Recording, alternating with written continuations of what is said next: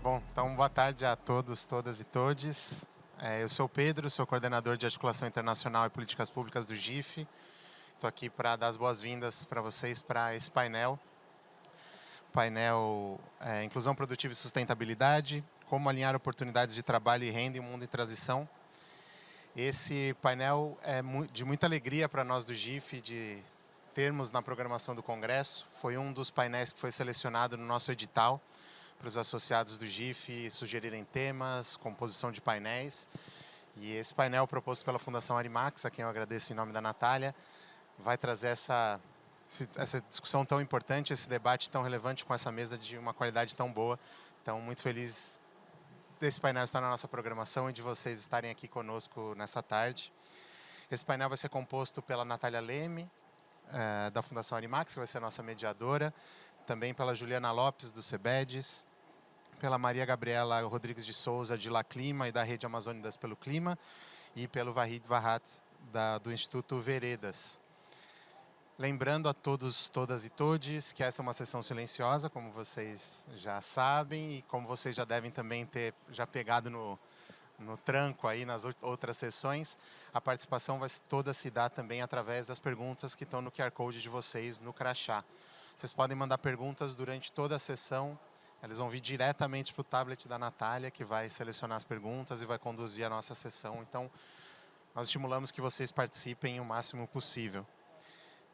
Também, só um último aviso, antes de já passar para a Natália, para a gente já começar, é também pedir que, caso essa sessão nossa acabe antes das sessões que estão acontecendo ao lado, que vocês deixem a sala em silêncio rumo ao coffee que vai ser servido lá fora, para não atrapalhar as sessões do lado. A gente ontem teve um pouquinho de problema, então reforçando isso para que toda a programação se dê de forma harmônica. Então é isso, queria agradecer e passar a palavra para a Natália. Bom debate a todos, todas e todos. Obrigada, Pedro.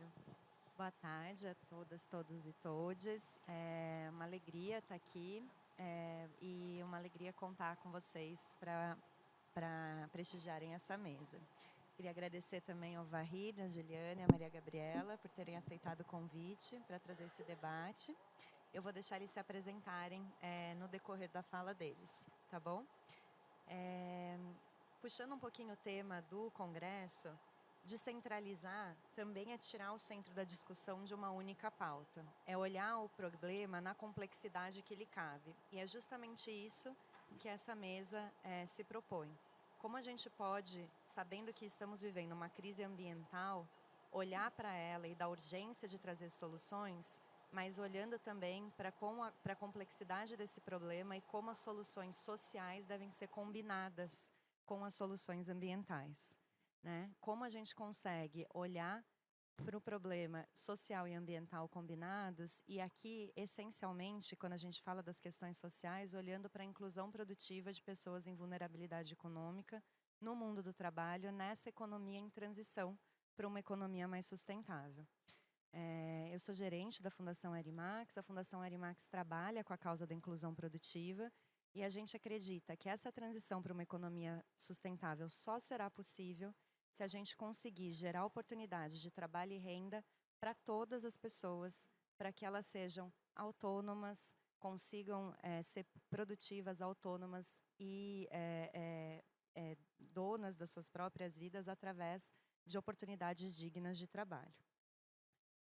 Com isso, a gente conduziu o ano passado, em parceria com o Instituto Veredas, com o Instituto Itaúsa, com a B3 Social e com o Instituto Golden Tree, um estudo que olhou para a inclusão produtiva e sustentabilidade, olhando para os 4 setores mais emissores de gás carbônico no Brasil e como as soluções ambientais propostas ali podem ser combinadas com soluções de inclusão produtiva. Se a crise climática representa um chamado para repensar a atividade econômica, ela também se apresenta como uma janela de oportunidade para contemplarmos um novo horizonte, no qual, além de conservar e regenerar a natureza, possamos ser mais eficientes na geração de empregos de qualidade e na promoção do bem-estar social.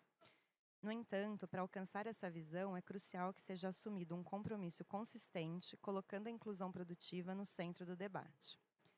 Em um país desigual como o Brasil, não é possível falar em sustentabilidade sem levar em consideração a sua dimensão social. Por um lado, as evidências mostram que as pessoas em situação de vulnerabilidade tendem a sofrer impactos desproporcionais da crise climática, principalmente mulheres, povos tradicionais e a população negra. Por outro, vivemos em um país cuja estrutura produtiva é excludente, com um enorme número de pessoas que não participam do mercado de trabalho e um contingente imenso de trabalhadores informais. Então, a partir desse contexto e do estudo que a gente fez, eu gostaria de pedir para o Vahid comentar sobre a importância, né, dessa discussão da combinação das duas pautas e dessas duas agendas. Obrigado, Natália. Boa tarde a todos, todas e todes. Começar fazendo a minha autodescrição. Então, eu sou um homem branco, de cabelos e barba grisalhos quase, camisa branca e calça bege, sapato preto. Gente, então é uma alegria poder estar aqui, compartilhar com vocês dos resultados desse estudo que a gente conduziu. Só me ajeitar aqui. Então, eu sou parte da equipe do Instituto Veredas. O Instituto Veredas é uma organização que se dedica a reunir as melhores evidências disponíveis sobre diferentes temas para subsidiar o processo de tomada de decisão. Nesse caso, no tema da inclusão produtiva. E como a Nath estava dizendo, me parece muito importante a gente poder discutir isso, porque a gente precisa cada vez mais entender a complexidade dos desafios que a gente está enfrentando. E os desafios são multifacetados, né? Então, ontem a gente falou muito sobre, por exemplo, o desafio do financiamento chegar nas instituições na ponta, da emergência climática, como afeta alguns grupos em especial. Mas então aqui um pouco a discussão que a gente quer trazer é um pouco essa percepção de que quando a gente fala de uma transição para uma economia mais verde, se a gente não der atenção à inclusão produtiva, os resultados dessa transição vão ser limitados e vão ser geradas mais desigualdades. Esse é um pouco o ponto que a gente quer fazer, que em outras palavras, o que eu quero dizer é que a forma como a gente fizer a transição importa. Não é só uma questão de fazer a transição, mas a forma como a gente faz a transição importa muito. E eu queria talvez trazer esse argumento, né, trazer essa ideia para vocês, talvez tentando desconstruir ou colocar em questão 3 ideias que me parece que são muito frequentes na maneira como a gente desenha estratégias para intervir nessa transição, né, para uma economia mais sustentável. E vou tentar fazer isso trazendo exemplos de coisas que aconteceram no nosso país ou em outros lugares, né? Então, uma primeira ideia que me parece muito recorrente assim, no debate público é que soluções verdes automaticamente trazem benefícios sociais, né? Isso, em um certo sentido, é verdade, né? Então, vamos tomar o campo da energia como exemplo aqui. Quando a gente passa do uso de combustíveis fósseis para fontes renováveis, é claro que isso traz um benefício social em termos, por exemplo, da qualidade do ar, né? E isso tem implicações para a saúde pública. Mas tem outras dimensões que importam aqui. Então, por exemplo, a gente tem a experiência, provavelmente muitos de vocês conhecem, das torres eólicas instaladas no Nordeste e das consequências que isso tem gerado, tanto em termos de saúde pública, como os contratos de arrendamento com os agricultores, que têm prejudicado as possibilidades de geração de renda dessa população, né? Então, trazendo um resultado negativo por conta da maneira como está sendo feito, né? Da mesma forma, quando acontece a taxação de combustíveis fósseis, o que parece bom para estimular o desenvolvimento de energias renováveis, isso tende a sobrecarregar muito o orçamento da população mais vulnerável, porque aumento de combustível tem um rebatimento muito grande em transporte e alimentação. E isso é grande parte do orçamento dessas populações. Então, com isso, a capacidade de uma família de investir num negócio, de tomar uma decisão de maior risco, fica muito reduzida. Vai viver no nível de sobrevivência. Então, por todas essas razões, é preciso desenhar bem as soluções verdes, por assim dizer, para que elas também tragam benefícios sociais, né? Uma segunda ideia que me parece muito também presente no debate, que a gente precisa pensar um pouquinho mais sobre ela, é que se o que está sendo proposto for um bom negócio para as grandes empresas, isso vai gerar frutos para todo mundo. de fato, né, tem agora todo um desafio de a gente criar oportunidades para o Brasil se inserir nesse novo mercado. É uma oportunidade para o nosso país em muitos sentidos. O Brasil tem vantagens. Agora, por detrás dessa ideia está a ideia de que se as grandes empresas forem beneficiadas, isso com o tempo vai se espalhar por toda a economia, porque essas empresas lideram de alguma forma, né? Isso pode ser verdade em alguns contextos, mas não é tanto verdade no contexto latino-americano. Isso porque as diferenças de produtividade que a gente tem entre micro e pequenas empresas e as grandes empresas são muito grandes. Então, na europeia, a diferença entre a produtividade de uma grande empresa e uma micro e pequena empresa é de 42%, ou seja, quase metade da produtividade. Quando a gente fala dessa diferença no nosso contexto latino-americano, a produtividade de uma micro e pequena empresa é só de 5%. Então, os avanços que são gerados nas grandes empresas não vão se espalhar para as micro e pequenas empresas automaticamente. É preciso criar estratégias específicas que permitam incluir as micro e pequenas empresas, que são 99% das empresas do país e responsáveis por 55% dos empregos formais, tirando os informais, né, que estão muito também ao redor dessas empresas. Então, de novo, essa ideia, né, de que é simplesmente uma oportunidade para as grandes não é suficiente. A gente precisa também pensar estratégias específicas para as micro e pequenas empresas. E, por fim, uma terceira ideia que também me parece muito presente, que a gente precisa elaborar mais sobre ela, é uma certa ideia de que, não, agora a gente precisa, de fato, concentrar na questão ambiental e no futuro a gente se preocupa com a inclusão produtiva, como se fosse um custo a pagar, porque a emergência é tão grande. Então, a gente precisa fazer isso, né?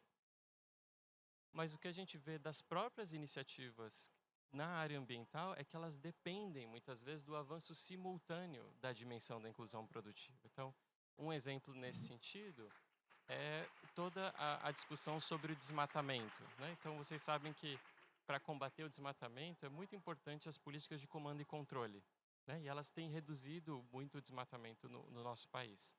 Mas elas são duradouras e realmente efetivas, segundo o Instituto Escolhas, se elas são acompanhadas por políticas de redução da pobreza e formalização do mercado de trabalho.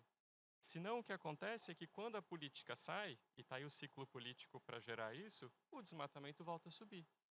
Ou seja, nesse contexto, só se essa economia do desmatamento, que fundamenta o desmatamento, for efetivamente tratada, é que a gente vai conseguir superar o desafio do desmatamento, né? Então, as soluções ambientais por si só tendem a ser frágeis, se elas não considerarem intrinsecamente essa preocupação com a inclusão produtiva, né? Então foi um pouco por todo esse cenário, né, que a gente foi constatando a partir do estudo, que a gente foi identificando que, de fato, não dá para pensar uma transição para uma economia mais sustentável para um país se a gente não colocar no centro dele uma preocupação com a inclusão produtiva e trazer todas as implicações disso para esse debate, né? Obrigada, Varrendo.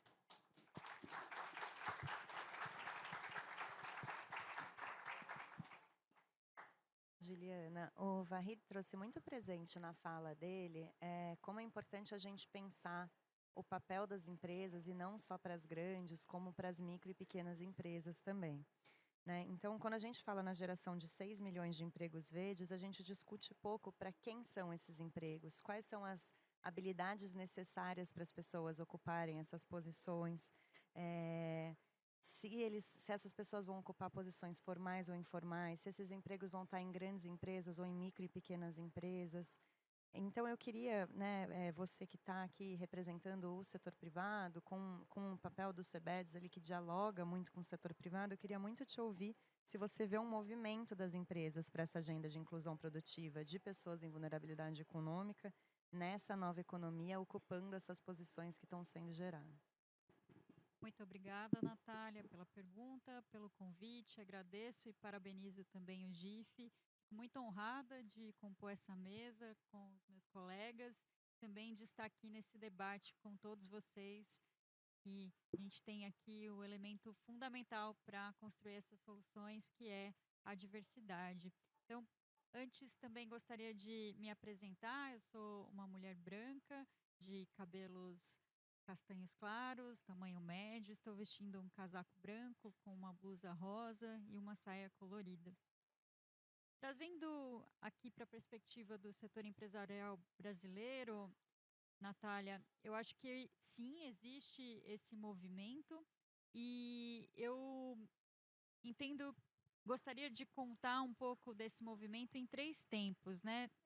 Primeiro, trazendo um pouco do contexto aqui do meu lugar de fala, eu represento o Conselho Empresarial Brasileiro para o Desenvolvimento Sustentável, e aí a gente teve um processo bastante profundo de, em 2019, começar a construção da nossa visão 2050, que foi num momento muito emblemático do Brasil, né? No ano que sucedeu, a gente estava em pleno desenvolvimento dessa visão e deflagrados pela pandemia.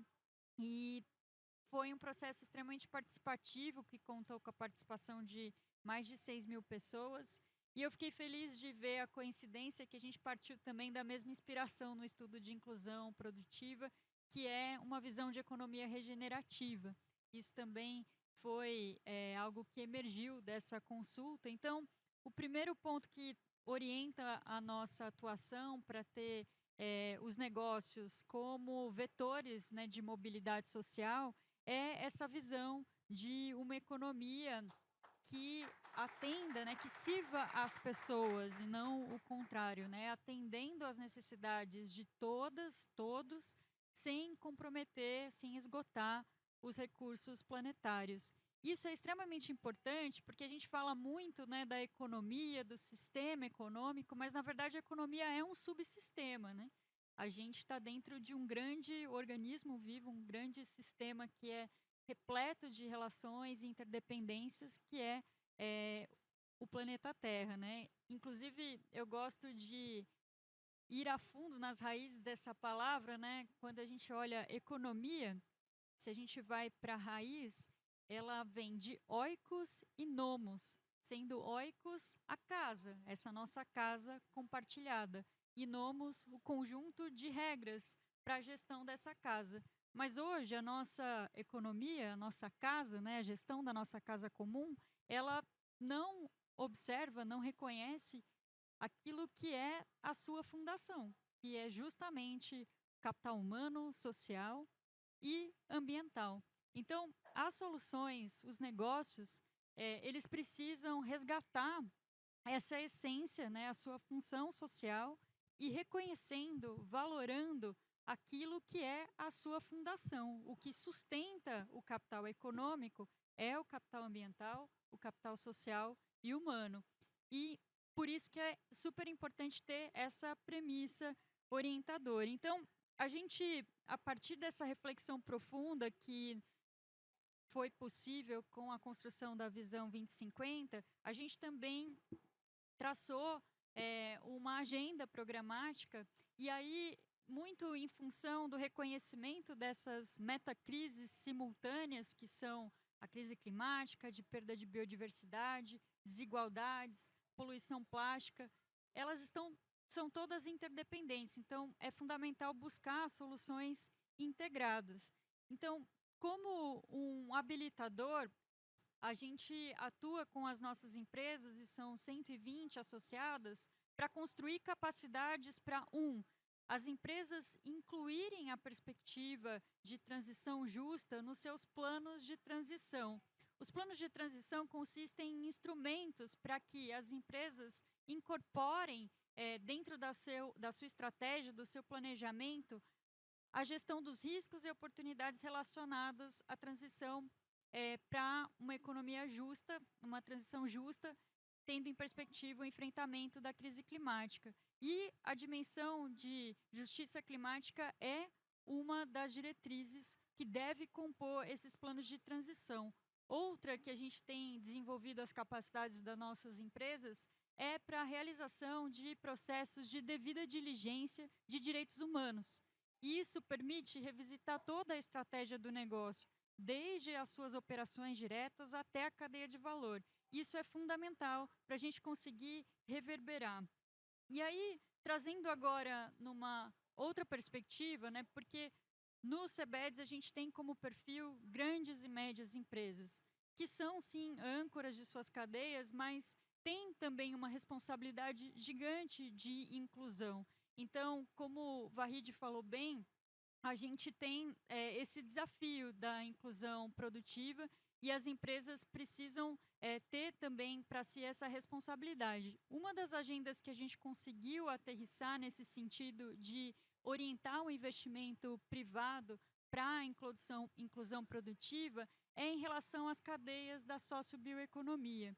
Então, hoje existe uma convergência, um entendimento comum que a bioeconomia e dentro dessa dimensão mais ampla, a sociobioeconomia em particular, que são as atividades econômicas que são lideradas por povos originários, comunidades tradicionais, agricultores familiares, elas têm um papel fundamental como dinamizadores da nossa economia e vetores do desenvolvimento socioeconômico sustentável. Isso é muito importante nesse momento de transição de economia, porque existe, de fato, uma grande expectativa, um movimento no mundo todo de transição de fósseis para renováveis, mas se a gente reproduzir o modelo atual, a gente tende a criar um outro problema, resolver a crise climática e criar o agravamento das desigualdades sociais ou mesmo aumentar a pressão sobre os já esgotados recursos planetários. Então, é fundamental repensar a lógica e partindo do reconhecimento daqueles que há centenas de anos já estão realizando atividades que conseguem equilibrar, né, os seus meios de vida, de produção, com o respeito à preservação da natureza, da biodiversidade. Então, a gente tem trabalhado também ativamente no processo de construção de políticas públicas estruturantes para fortalecimento dessas cadeias e orientando também com diretrizes para que, as empresas possam incluir cada vez mais ingredientes da sociobiodiversidade nas suas cadeias produtivas e também orientar os seus investimentos para fortalecer esses negócios comunitários e negócios sociais de impacto socioambiental positivo. Obrigada, Juliana. Posso te chamar de Gabi? Gabi, da mesma forma que a Juliana trouxe o contexto das empresas, né, para essa agenda, você frequentemente aborda o tema do racismo ambiental e da justiça climática, integrando as agendas ambientais e sociais, né?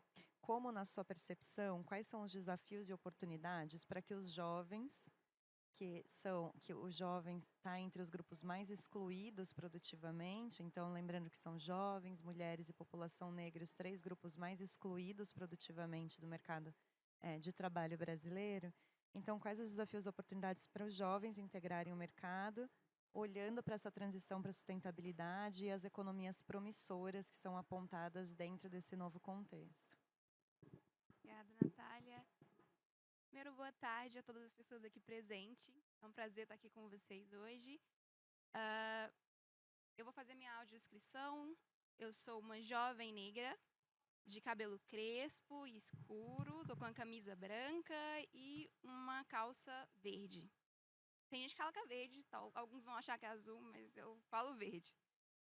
E eu fiquei pensando, né, quando a Natália falou do tema da mesa, como é que eu poderia trazer, e a partir dessa pergunta sobre juventudes, e eu não vi uma forma melhor de trazer isso para vocês sem ser contando a minha história, né? Eu acho que eu falando de onde eu venho e o que eu já fiz e onde eu estou agora vai falar muito com a temática do painel. Eu sou a Maria Gabriela, tenho 23 anos, nasci e fui criada na periferia de Porto Nacional, no Tocantins. Tocantins, estado amazônico, também é importante falar isso. A gente está na Amazônia Legal e muita gente não considera e não sabe que o Tocantins está na Amazônia Legal. Sou filha de um apaixonado pela natureza e que passou muito isso para mim desde criança. Essa paixão, esse respeito e saber que eu sou parte dela. E daí começa esse meu envolvimento com o meio ambiente, com o clima.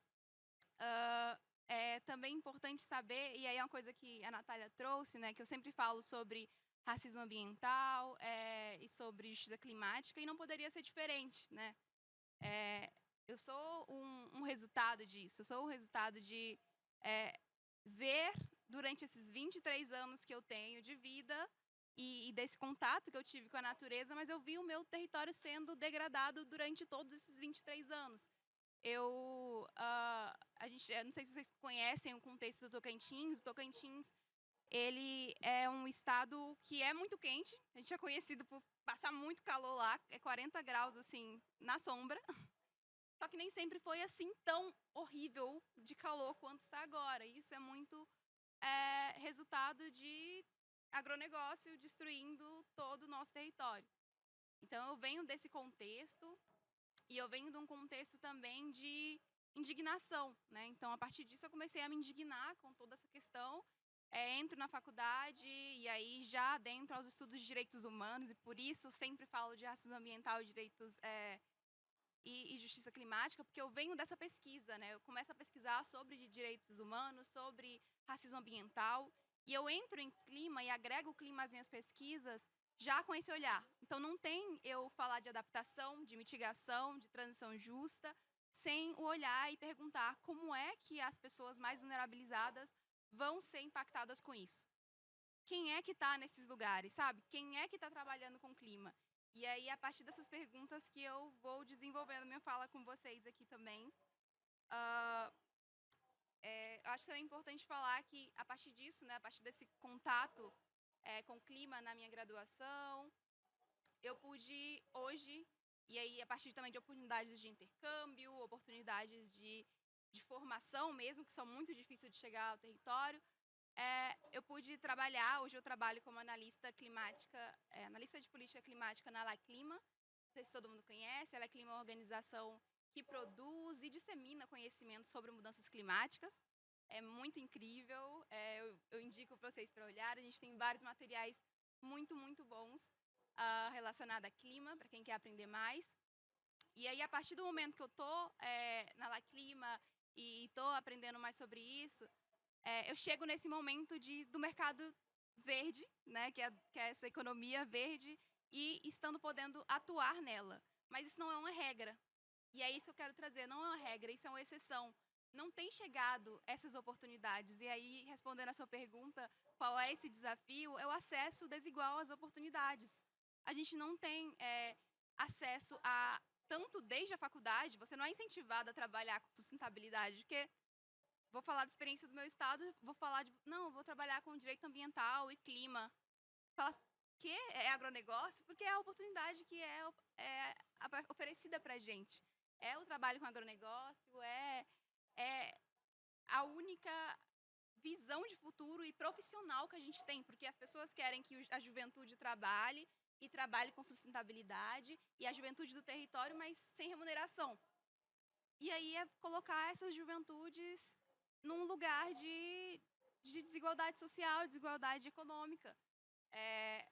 Eu vi o estudo que a Fundação fez e muito incrível, né? E chega nesse resultado que acho que todo mundo também já sabe e que a gente está cansado de escutar, que quem são as pessoas menos favorecidas e que vão ser menos favorecidas nessa nova economia se a gente não fizer nada, são mulheres negras, são mulheres do território, são mulheres do norte também. E aí, eu acho que vem com esse desafio de como é que a gente, como juventude, está sendo inserida nisso. E aí eu deixo a pergunta para vocês também. Nas suas organizações, nas empresas que vocês trabalham, vocês estão vendo juventudes negras estarem nesses espaços, sabe? Está tendo a contratação. A gente está vendo juventudes amazônicas estando nesses espaços. Eu não sei como é que a gente está de tempo, mas... 2 minutos. Mas eu acho que é a partir desse lugar que eu queria trazer a fala de hoje e para a gente sair daqui também com essa reflexão de entender quais são essas juventudes que estão tendo impacto, onde é que estão chegando essas oportunidades, quem é que está tendo acesso a essas oportunidades e o que empresas, governos, sociedade civil pode fazer para trazer cada vez mais essa juventude para essa nova economia. Obrigada, Gabi. Vai rindo. Acho que a Juliana traz esse olhar das empresas, a Gabi traz o olhar da juventude, mas também de quem está ali no território, né, nos territórios mais impactados.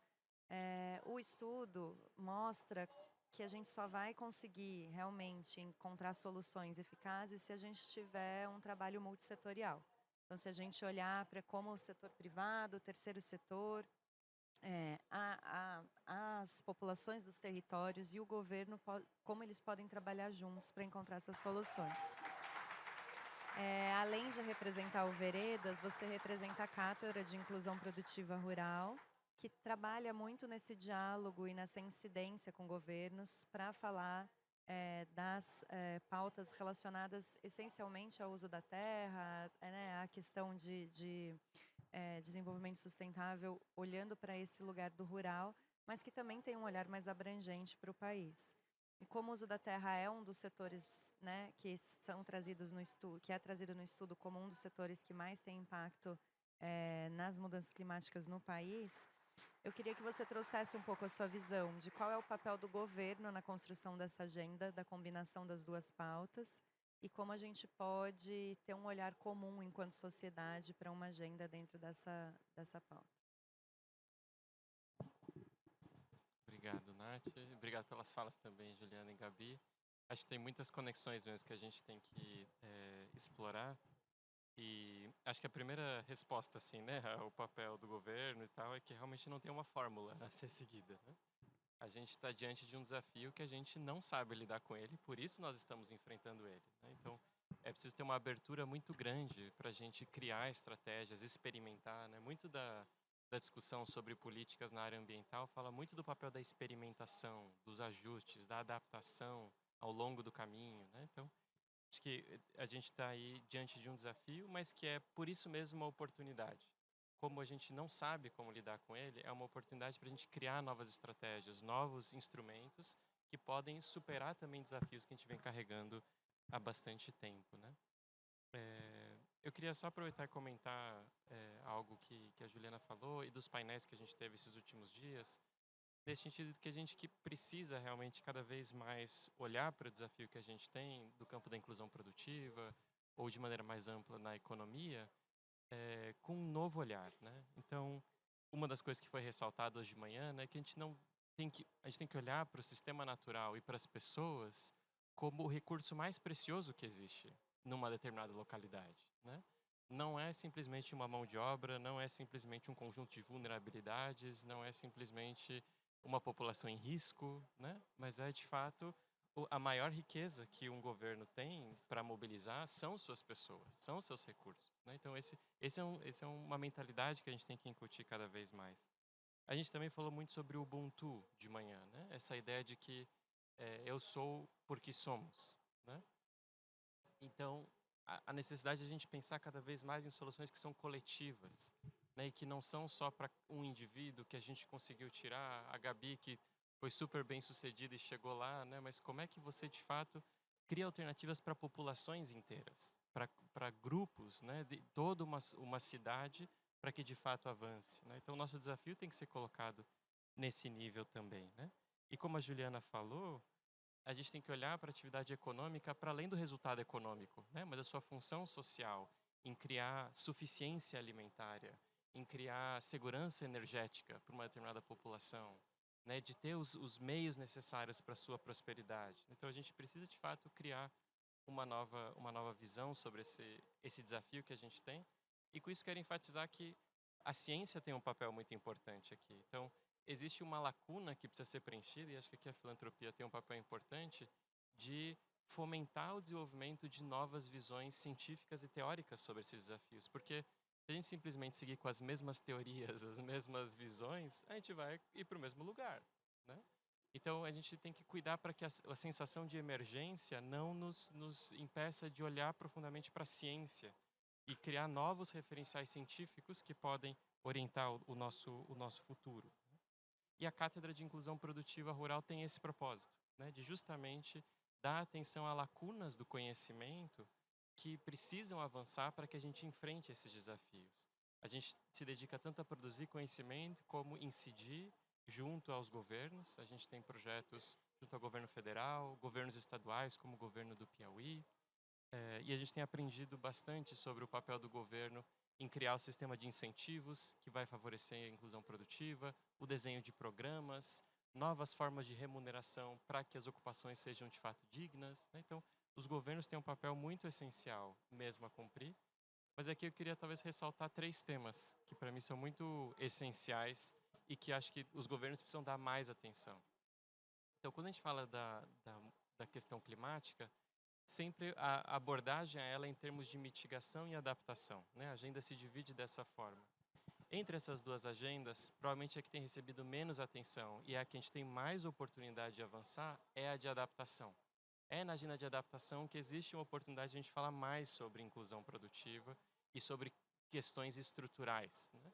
Então, a gente precisa produzir mais conhecimento sobre isso, porque é uma ameaça que as populações estão enfrentando, né? Então, aqui, por exemplo, na região do semiárido, talvez parecido com a situação em Palmas, faz muito calor, né? E as pessoas estão de alguma forma acostumadas com isso, há flutuações ao longo do tempo.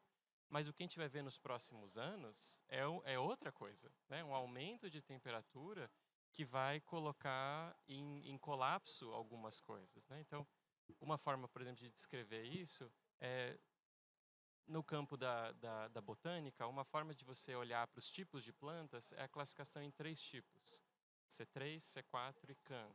Essa é uma classificação que tem a ver com a forma como se dá a fixação do carbono durante a fotossíntese. E tem algumas plantas que são essas que são as C3, que elas envolvem feijão, mandioca, arroz, soja. Essas plantas, elas não são resistentes à mudança do clima. Ou seja, se mudar a temperatura, elas não vão ser mais capazes de fazer fotossíntese. Então elas vão deixar de ser produtivas e viáveis em algum nível. As plantas que são C4, essas se adaptam melhor. Aqui estão milho, cana-de-açúcar. Então essas vão conseguir se adaptar melhor. E você tem as plantas CAN, que são os cactos e as suculentas, né? Que tem uma outra forma de funcionar com a fotossíntese. Então, quando você olha para os agricultores familiares no Nordeste, eles estão no primeiro grupo, o grupo C3. Feijão, mandioca, né? Trigo, não tanto aqui, né? na região Nordeste. E o que a gente tem visto é que essas áreas têm diminuído na região Nordeste, né? Porque a mudança climática já está acontecendo. Então, vejam, a gente precisa produzir o conhecimento necessário para, de fato, que a gente possa apoiar os agricultores nessa transição que vai colocar em questão não só a renda, mas a própria viabilidade dos cultivos que eles estão utilizando. Então, essa é uma área importante que a gente precisa aprofundar, né? O olhar para a adaptação climática. Uma segunda área é a digitalização, né? Então, a digitalização tem um papel crucial nessa mudança para criar meios para a gente enfrentar ela. É também uma ameaça para os pequenos, porque os grandes se apropriam muito mais rapidamente, né, desses recursos.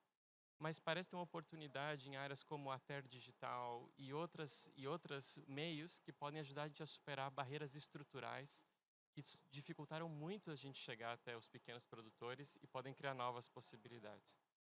E o último tema que eu queria mencionar, que acho que também precisa ser muito objeto de atenção dos governos, é o tema da juventude rural, né? Então, juventude rural é um tema que tem se produzido muito pouco sobre ele no Brasil. As pesquisas mais consistentes sobre isso são na década de 90, para vocês terem uma ideia. Então a gente, de fato, não sabe quem é a nossa juventude rural, o que ela pensa, quais são as suas aspirações, né? Então nós, na Cátedra, temos criado alguns projetos nesse sentido. Então, junto com a Fundação CSN, o governo do Piauí, a gente está conduzindo uma pesquisa sobre juventude rural e também desenhando um programa para fomentar projetos que sejam apoiados por organismos internacionais que sejam da própria concepção dos jovens. Porque são eles que vão ter mais capacidade de trazer inovação, digitalização para esses processos e são eles que vão herdar o futuro. Então, se a gente não envolver os jovens de maneira consistente nesse processo de transição, ela também está muito comprometida, né? Então, enfim, acho que tem aí áreas importantes que precisam ser exploradas pelos governos, né? Mas que toda uma comunidade precisa se envolver, né, para te responder essas perguntas. Obrigada, Varrim. Eu vou inverter a ordem aqui, vou puxar a Gabi para falar como o Varrim trouxe a questão das juventudes rurais. Gabi, queria ver se você vê essa realidade de como, né, da falta de dados sobre as juventudes rurais ou as juventudes rurais sendo incluídas nesse processo, já que é uma das populações que mais vai ser afetada, né, em todo esse cenário de mudanças climáticas. E aí aproveitar para, depois que você fizer esse comentário, já te perguntar, né, você que tem acompanhado as discussões da COP, tanto da última como agora, a COP que vai ser realizada no Brasil e que você representa a rede de Amazônidas, né? Então, queria que você trouxesse a sua visão de como a juventude amazônida pode e deve ser protagonista nesse processo de transição justa e de trabalhar a adaptação climática para que a gente tenha comunidades mais resilientes e que dentro dessas comunidades resilientes a gente consiga gerar renda e oportunidades para essas pessoas, né? Então, qual que é o papel, ou como que você acha que pode e deve ser o protagonismo da juventude nesse processo de transição justa, especialmente nesse ano que a COP vai ser realizada num território amazonino? Obrigada. Primeiro eu vou comentar, então, a questão que o Vahid trouxe. Estão escutando? Tá. Sobre a juventude rural, né? Como eu disse, eu acho que até casou bastante o exemplo que eu tinha dado antes, né? A oportunidade que é vendida para a juventude e para a juventude rural no meu estado é sobre o agronegócio, né? Não é a visão de uma juventude rural que consegue chegar nessa nova transição, né? Então, dessa transição para formas agroflorestais, para outras formas de uma agricultura, não chega. Chega a partir dos movimentos sociais, e aí é importante também destacar isso, né? Os movimentos sociais, o Movimento Sem Terra, tem feito um trabalho brilhante nessa parte, e é onde eu tenho visto avanço, e é onde eu tenho visto que a juventude está participando, estando mais ativa quando falando de juventude rural. E aí, trazendo também a outra pergunta que você me trouxe, sobre a resiliência, né, climática e sobre COP, eu acho que a resiliência ela já está acontecendo, a resiliência ela já acontece há muito tempo, a resiliência está nos territórios, né? A gente já vê que sem isso a gente estaria num desastre catastrófico muito maior do que nós temos hoje. E as juventudes fazem parte dessa resiliência. A gente está num ano de COP, todo mundo só se fala de COP, e a COP na Amazônia. E a juventude da Amazônia tem se organizado, tem se involucrado mesmo nesses processos, tanto as organizações de base de juventudes, tanto várias outras juventudes que estão vendo nesse lugar também um lugar de oportunidade de inserção nesse mercado. Né? Eu acho que um exemplo disso que eu tenho é o Instituto Ecótonos, que é um instituto que foi criado agora, recente, acho que tem 2 meses em Tocantins.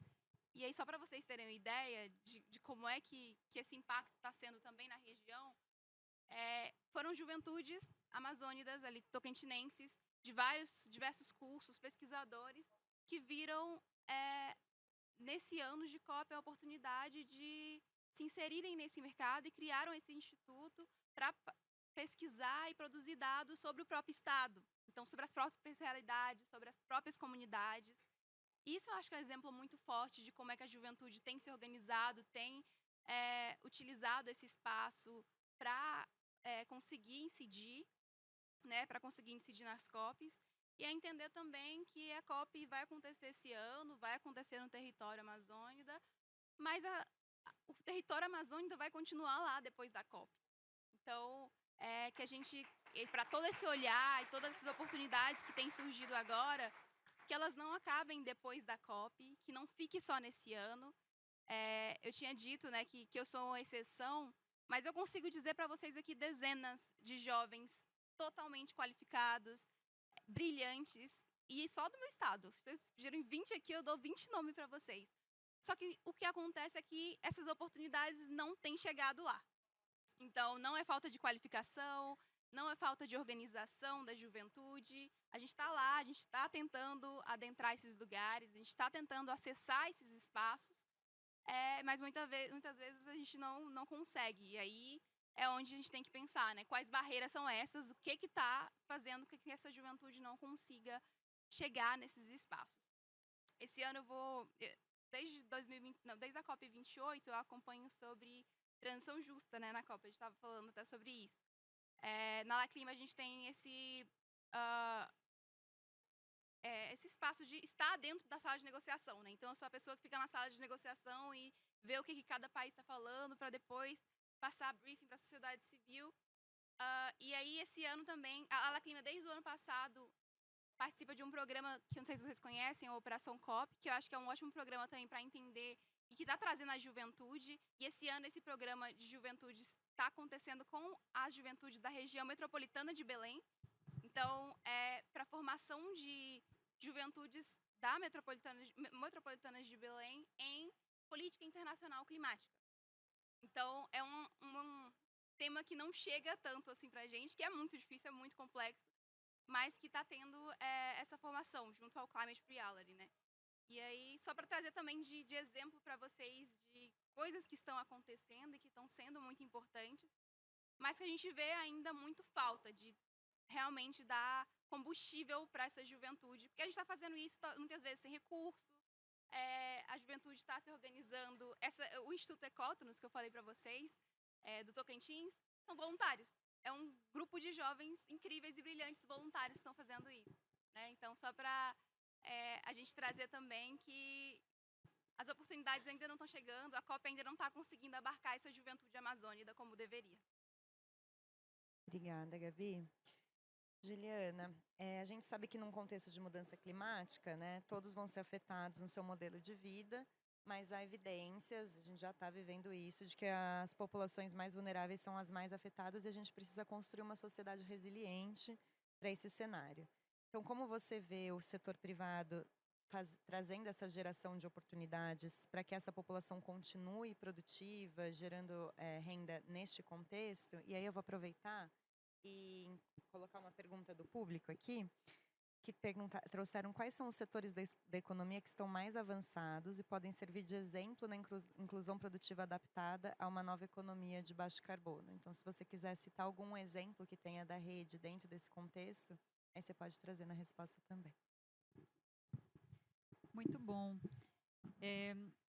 Eu vejo que a gente deve buscar essas soluções intersetoriais, né? Então, a gente tem trabalhado para fomentar o que a gente chama de parcerias público-privadas comunitárias, né? Então, tudo que existe, né, nessa intersecção, então, por exemplo, negócios sociais, ou então de impacto socioambiental positivo, negócios comunitários. Então, essa cooperação para desenvolvimento territorial é algo que a gente tem fomentado.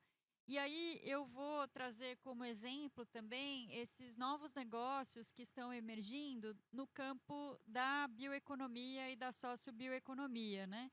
Que não é uma discussão nova, mas é um entendimento de que o Brasil, para se desenvolver, e aí quando eu falo, obviamente, esse desenvolvimento socioeconômico justo e sustentável, ele precisa valorar esse que é o nosso principal ativo da biodiversidade, usando isso também como um passaporte para resolver o nosso passivo social, né?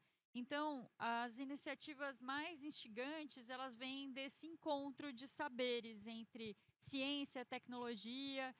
Então, por exemplo, em setores econômicos que já atuam valorando e integrando nas suas cadeias de valor a sociobiodiversidade, seja a partir da valorização do extrativismo sustentável, né, criando formas de integrar essas cadeias, né, fortalecendo, aumentando a sua capacidade produtiva, oferecendo investimentos de todos os tipos, né, desde o investimento na ponta para agregar valor, mas também assistência técnica. E o que eu acho que é mais interessante, mais vibrante dentro desse grande guarda-chuva da bioeconomia é o que ainda pode vir desse encontro de saberes. Então, a gente aliando, por exemplo, esses saberes ancestrais com novas tecnologias e aí com todos os cuidados éticos, né? Gostei muito da sua ideia do Ater digital, Vahid, porque a gente tem percebido, a gente tem participado de algumas articulações para destravar investimentos, né? porque dentro da sociobioeconomia, por exemplo, existe um maior gargalo é de acesso a políticas públicas, por exemplo, e também investimentos, sejam eles públicos ou privados. Então, exige uma grande força-tarefa mesmo para a gente fazer esse recurso chegar. E muitas vezes a gente percebe, né, o primeiro sintoma detectado é que falta financiamento, mas a gente vai ver que o que está por trás é também essa dificuldade de acesso à assistência técnica rural, né? Então, a gente tem atuado também aí em parceria com o poder público na estruturação de políticas públicas dentro da bioeconomia. Existe uma comissão nacional de bioeconomia que reúne 14 ministérios e também 14 é um órgão paritário, então também tem 14 representações da sociedade civil, de setores produtivos, povos originários e comunidades tradicionais, para construir o Plano Nacional da Bioeconomia. E a gente atuou ao longo do ano passado na realização de uma série de oficinas para ouvir esse público prioritário da sociobioeconomia. A gente contou com a participação de 266 pessoas, sendo 163 lideranças comunitárias de povos originários, quilombolas, agricultores familiares. Isso foi super importante, porque a gente coletou mais de 900 contribuições. Esse é um trabalho realizado por um consórcio que o CEBEDES integra, mas conta também com a participação de organizações como a TNC, The Nature Conservancy, Instituto Arapiaú e Coalizão Brasil Clima, Florestas e Agricultura, apoiando o governo federal brasileiro, precisamente a Secretaria de Bioeconomia, na construção dessas políticas estruturantes. E por que eu estou contando tudo isso? Porque é importante também ancorar o investimento privado nessas políticas públicas para que seja possível ter a continuidade. E uma inovação que está emergindo disso são os chamados núcleos da sociobioeconomia, que consistem em ecossistemas regionais de negócios comunitários dessa sociobioeconomia. Então, esses núcleos, eles consistem em conexões que devem acontecer, por exemplo, entre cooperativas, entre produtores, lideranças da juventude, para superar os atuais gargalos que impedem esses negócios ou dificultam que esses negócios prosperem. Então, essa é uma agenda que eu acho muito próspera e que consiste num motor de desenvolvimento importante para o Brasil, para estabelecer esse desenvolvimento em bases sustentáveis e justas. E dentro da comunidade empresarial que o CEBEDES representa, esse tema aglutina interesses dos variados setores econômicos, desde as empresas que já têm no seu modelo de negócio, né, os ativos da biodiversidade, até também negócios convencionais, né, que direto ou indiretamente dependem de natureza, e também vem na economia uma estratégia para desenvolver mais resiliência diante da crise climática, por exemplo, também olhando para essa base, né, os bioprodutos, como uma estratégia de resiliência. Então, acho que, de maneira geral, essas são as oportunidades que eu destaco. Obrigada, Juliana. Vahid, a gente recebeu uma pergunta aqui, olhando para a questão de uso da terra e dos pequenos produtores rurais, qual que seria o papel do investimento social privado junto a pequenos agricultores familiares para garantir que eles não fiquem sem renda e possam fazer a transição para uma agricultura mais sustentável?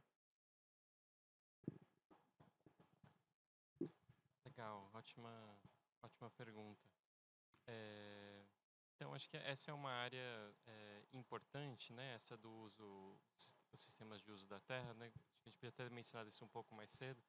Muitas vezes o debate sobre clima no mundo, ele é muito baseado na energia, né? Na transição energética que precisa acontecer.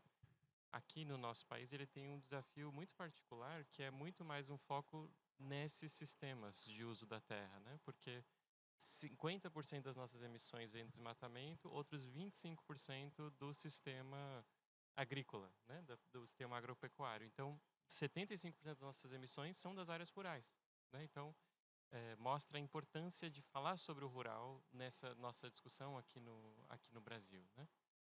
Quando a gente fala do papel do investimento social privado nesse contexto, acho que é uma boa pergunta para a gente explorar, porque certamente para atender às necessidades dos agricultores, você precisa de uma escala grande, né?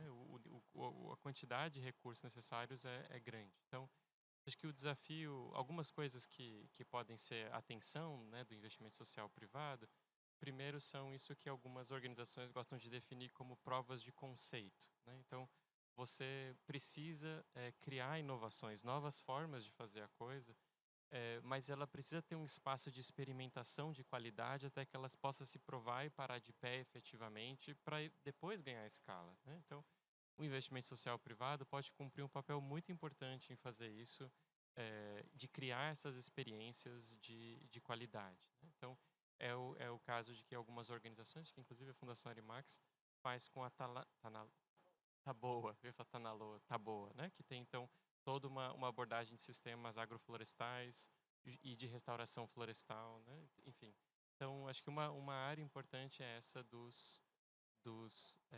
das provas de conceito. Outra área importante, eu acho que é justamente aumentar o conhecimento sobre a realidade dessa população, né? Como eu estava dizendo, muitas vezes a discussão na nossa sociedade ela é muito fortemente urbana, e quando a gente fala do rural, a gente fala do agro e os problemas do agro e tal. Mas então, como é que a gente pode efetivamente entender mais profundamente a realidade dessas pessoas que estão nessas áreas e criar estratégias que sejam efetivas, né? Então, acho que investimentos em pesquisa e no fortalecimento da capacidade local são muito importantes, né?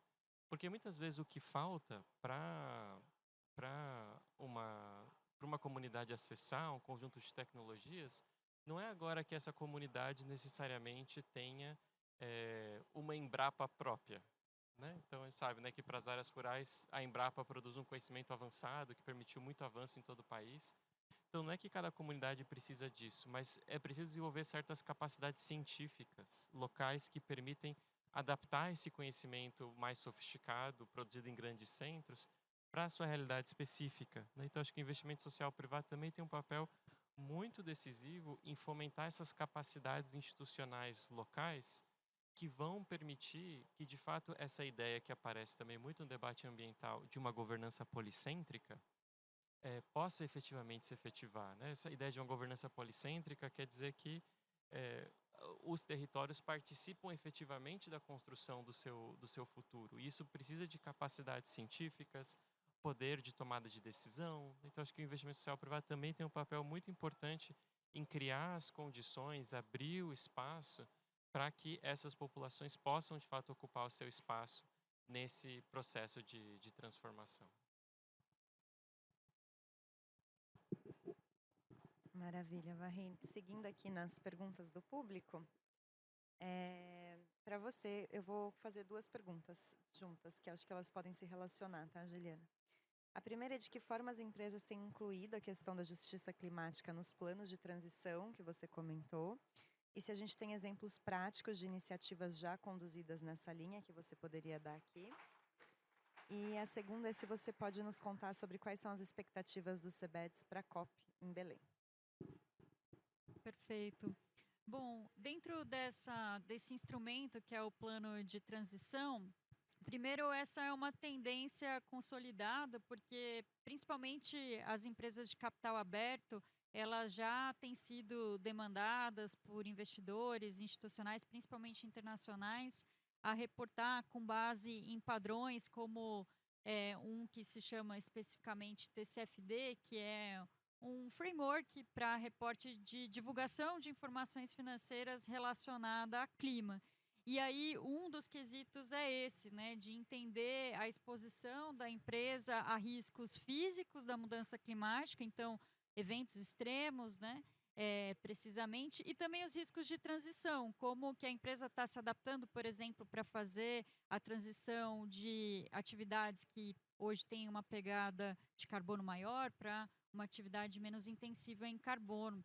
E aí, isso tem a questão da transição justa é fundamental, né? Porque isso precisa ser feito de forma planejada, seguindo a máxima da Agenda 2030 dos ODS de não deixar ninguém para trás e combinado também com a ação de políticas. Então, esse é um dos itens que a gente tem tratado nas capacitações da empresa. Existem algumas diretrizes globais, mas há necessidade de também aterrissar isso e avaliar e construir planos na perspectiva também territorial.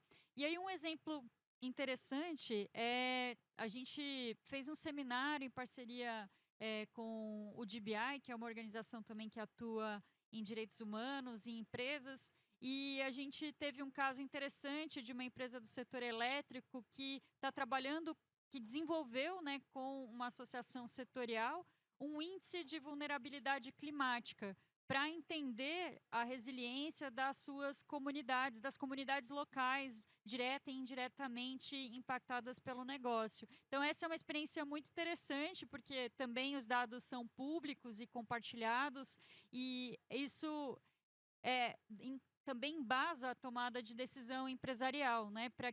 Porque essa resiliência, né, quando a gente fala de adaptação, só faz sentido você pensar a construção de resiliência na perspectiva também da comunidade. Então, você tem que olhar para a resiliência das suas operações e da comunidade, do entorno, do país. Então, essa experiência é interessante porque traz essa premissa para orientar a discussão e tomada de decisão do negócio. Agora, em termos de COP30, a gente tem atuado em duas frentes principais, que são descarbonização e bioeconomia, que são os temas convergentes. O CBEDS, como uma organização multissetorial, a gente tem alguns temas que aglutinam mais interesses, e esses dois foram os priorizados para orientar a nossa atuação para a COP30. Então, a gente tem atuado tanto no nível de influenciar as negociações, mas também no que a gente chama de agenda de ação, que aí é traduzir a discussão das COPs para a agenda de negócios, né? E isso é fundamental, porque tudo que é discutido e pactuado ou não nas COPs, ele diz respeito às nações.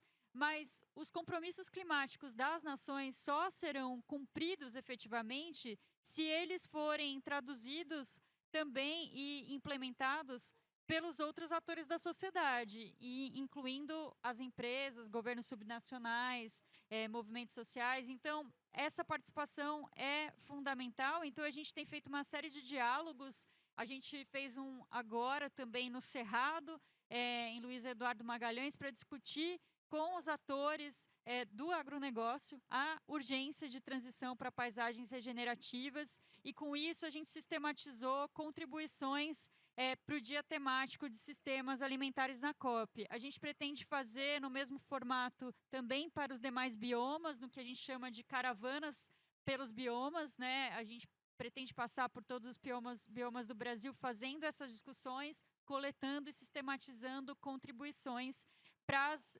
negociações e procurando sempre fazer essa tradução para negócios, porque a gente entende também que a partir do momento que isso é capturado pelos tomadores de decisão dos negócios, é a melhor maneira da gente transformar em ação climática robusta, né?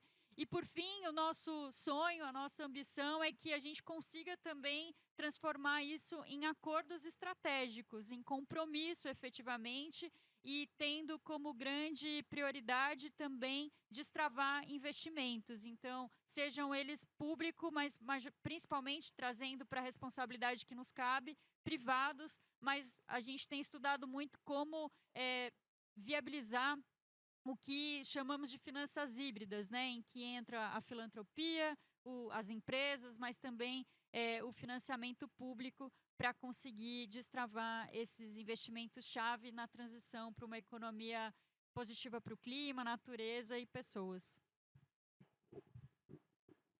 Ótimo.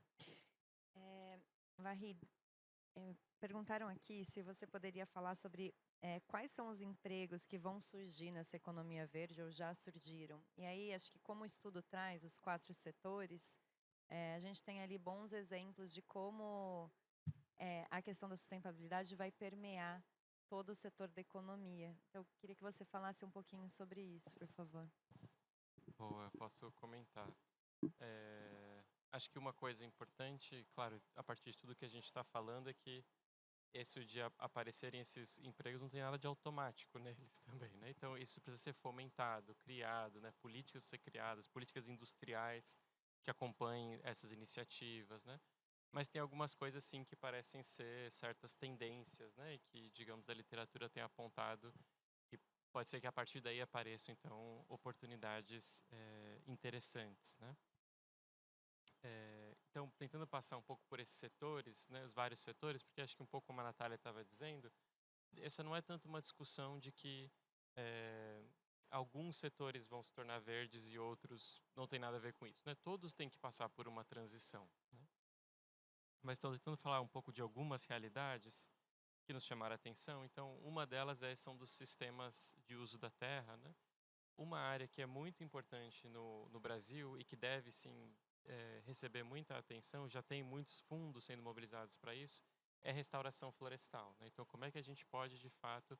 E é um tipo de atividade muito intensivo em mão de obra, né? Não é uma atividade que você pode mecanizar. Então, a área da restauração florestal é uma área muito importante, em que a gente tem muita capacidade como país também para atuar sobre ela.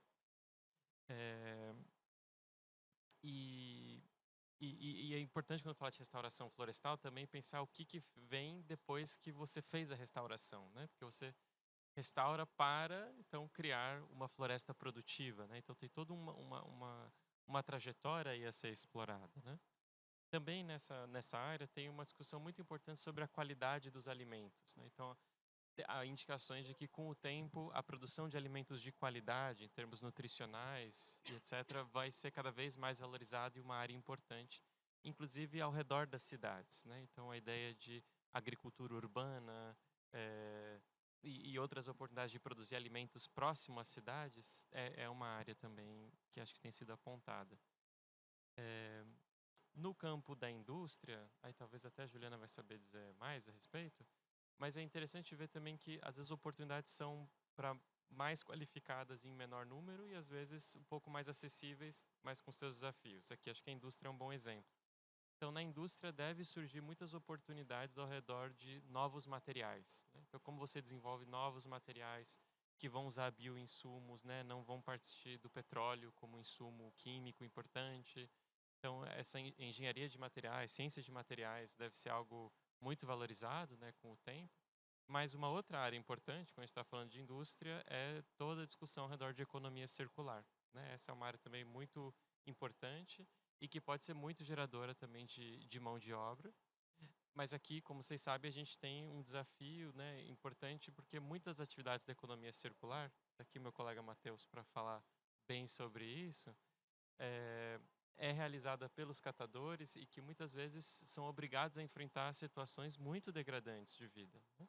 Por conta da maneira como são remunerados, a maneira como os contratos são estabelecidos, o tipo de lugar que eles ocupam na cadeia, as relações que estabelecem com os outros elos, sejam os intermediários, sejam as próprias empresas. Mas o avanço da economia circular deve acontecer, né? Então, como é que a gente aproveita para criar novos tipos de negócios e apoiar os catadores e catadoras que são fundamentais, né, no funcionamento da sociedade, para que se insiram também melhor, é uma área que deve ser explorada. Para mencionar só mais de energia e fechar o meu comentário, energia a gente fala muito do potencial das eólicas e da energia solar, né, como áreas que tendem a ser promissoras. Mas o que a gente observa é que a geração de energia eólica tende a gerar poucas ocupações e altamente especializadas, enquanto a energia solar tem mais oportunidades e são mais acessíveis. Então, a instalação de painéis, a gestão dessas cooperativas, né? Foi super interessante ouvir o Joaquim falando de manhã, por exemplo, da iniciativa, né, de no próprio bairro ali de Palmares, né, deles terem a própria empresa deles de energia solar, né? Então, como mostra justamente o potencial disso, de ser uma área que pode trazer muitos benefícios, né? Então, enfim, nos diferentes setores é possível encontrar oportunidades interessantes aí para desenvolver. Só talvez mais um comentário, para não deixar de fazer. Uma outra área que a gente fala muito é sobre construção civil, né? Quando a gente está falando de todas as infraestruturas que são necessárias nas cidades, né, para poder lidar com os eventos climáticos extremos, tudo que a gente precisa fazer. Então, construção civil tende a ser uma área muito demandada e por isso quando se faz o balanço do número de empregos que vão ser gerados, que eles vão ser de baixa qualificação, tem muito a ver com construção civil. Porque o que você precisa de mão de obra para gerar essa transformação em construção civil é muito grande. Não dá para digitalizar isso, né?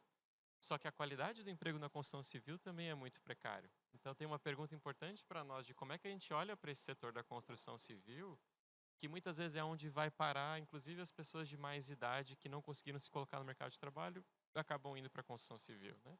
Então como é que a gente olha também para esse setor como um setor que vai precisar ser transformado nas suas práticas, na forma como as pessoas são remuneradas, para que também, de fato, a gente possa fazer essa transição que todos nós estamos sentindo, né? A necessidade de que aconteça. Eu acho que esse último ponto é super importante, Varri, não só para a construção civil, mas como a gente está falando de inclusão produtiva, mas não é a inclusão pela inclusão, a renda pela renda, né?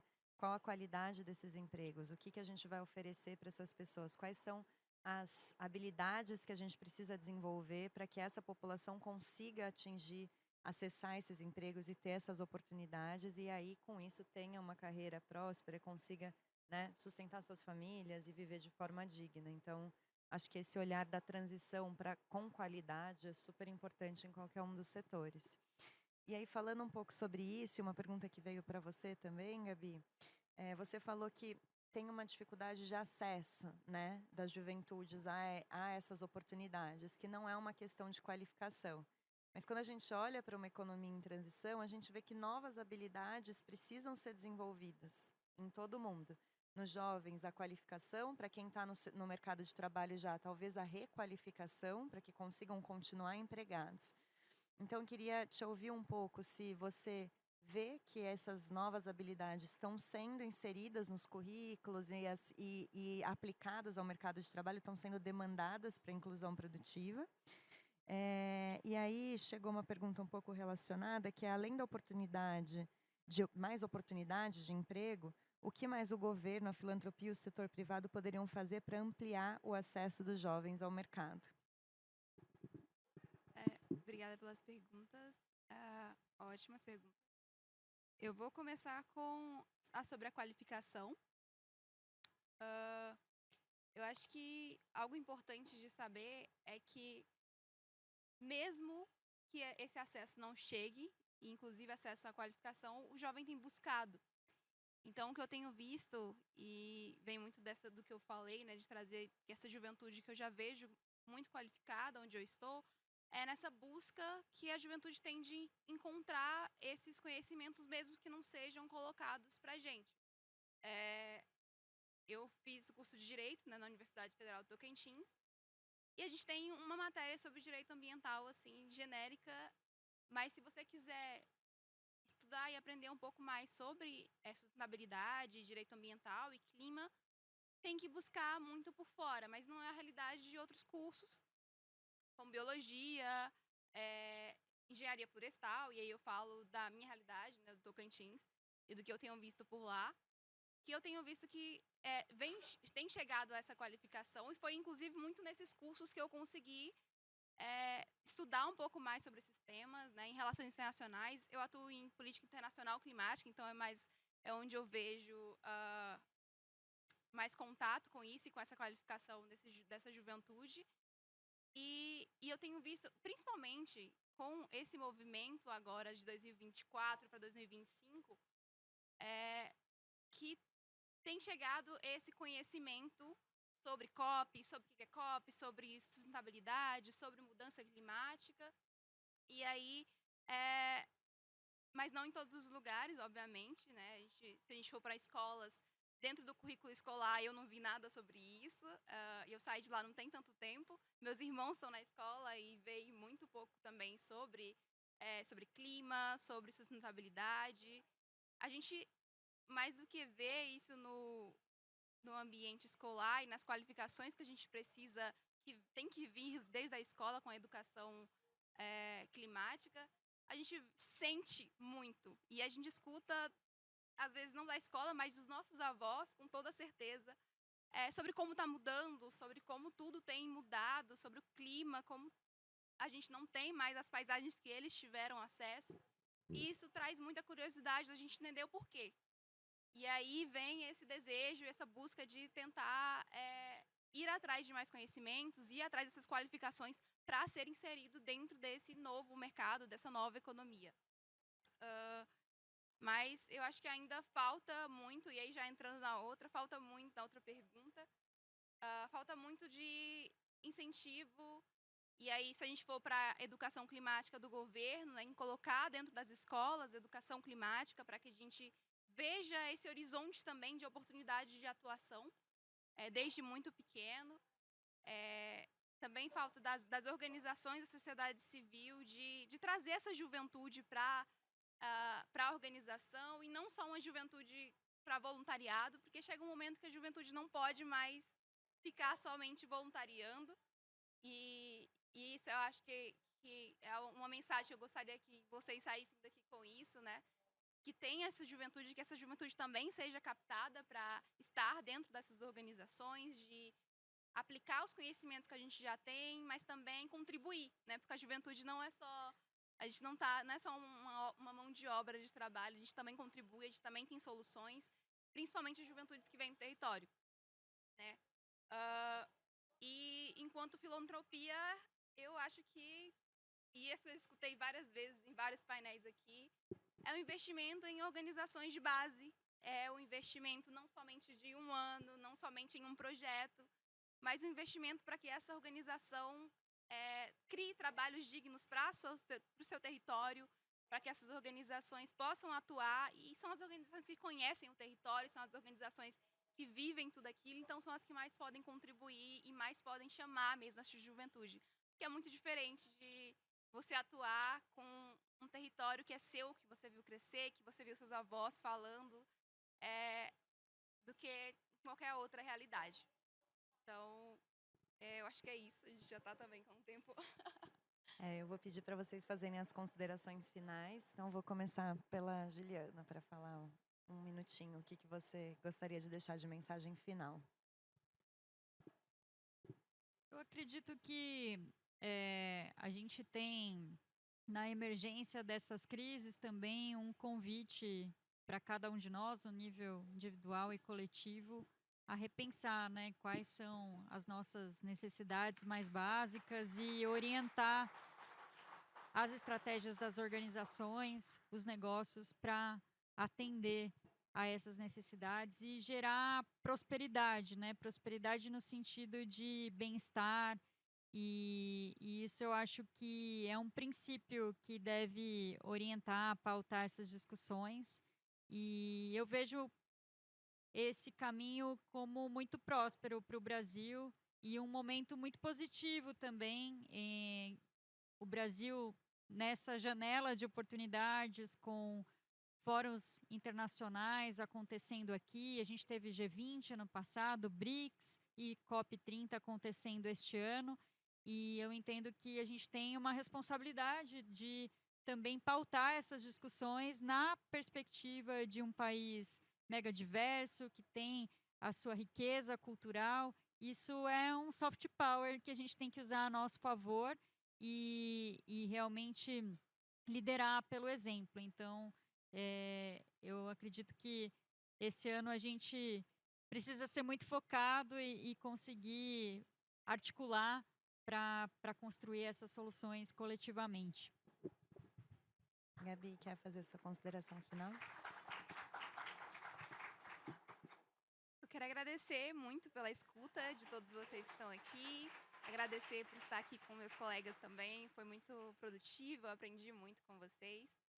E de mensagem final, eu acho que eu trago um chamado para ação mesmo, para que a sociedade civil, para a filantropia, para o governo, para que a gente olhe para a região amazônica, para que a gente olhe para as juventudes, para que a gente olhe para as pessoas negras, para indígenas, quilombolas, ribeirinhos e todas essas comunidades tradicionais que estão nesse território, que não vão ficar aqui só pela COP, não vai acabar agora na COP 30. A gente vai continuar por lá, a gente precisa ter acesso a essas oportunidades, que não fique concentrada somente no Sudeste e que a gente considere tudo isso em tudo que a gente for fazer. Então, toda ação que a empresa tiver, toda ação que a organização tiver, que seja levada em consideração. Assim como eu trouxe no início, e não tem nada que eu trabalhe que eu não olhe a justiça climática, que eu não olhe o racismo ambiental. Eu acho que todo mundo deveria estar com esse olhar e só assim a gente consegue realmente transicionar de maneira justa. Obrigada, Gabi. Eu queria, mais que tudo, ressoar o que a Gabi e a Juliana disseram. Eu acho que a gente tem visto, né, e conversado esses dias como a gente está diante de desafios muito grandes, de fato, né? Mas eu acho que a gente precisa mesmo adotar um olhar de que existe uma oportunidade enorme, assim, né? E tem algo novo que precisa surgir. E a gente tem uma oportunidade muito grande de fazer isso surgir, de participar disso, né? Então, de reposicionar o lugar do território, de criar novas abordagens, de trazer a juventude para o centro, de mudar a forma como a gente pensa o trabalho, né? A gente sabe que a ideia de trabalho vem numa desconstrução e está aqui a oportunidade de a gente reposicionar isso, que não é só uma questão de geração de renda, uma questão de propósito, é uma conexão, uma questão de como eu contribuo para o desenvolvimento do meu território e crio identidade, né? Então, acho que é realmente um convite para que a gente siga nessa missão, né? E a gente encare essa responsabilidade que pertence a todos nós mesmos de construir esse novo mundo, né? Que está diante de nós.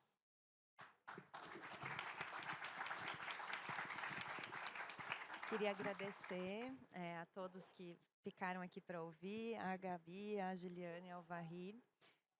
Acho que a gente quis mesmo fazer um convite para ter olhares menos fragmentados e sim mais integrados e sistêmicos, para que a gente consiga trazer soluções efetivas para essa urgência, tanto ambiental quanto social, que a gente vive, e que a gente consiga construir essas soluções com a escuta de todos os envolvidos, né? Convido a quem não teve oportunidade a acessar o estudo Inclusão Produtiva e Transição para a Sustentabilidade, Oportunidades para o Brasil. Ele está disponível tanto no site da Fundação Arimax, quanto no site trabalhoesustentabilidade.com.br.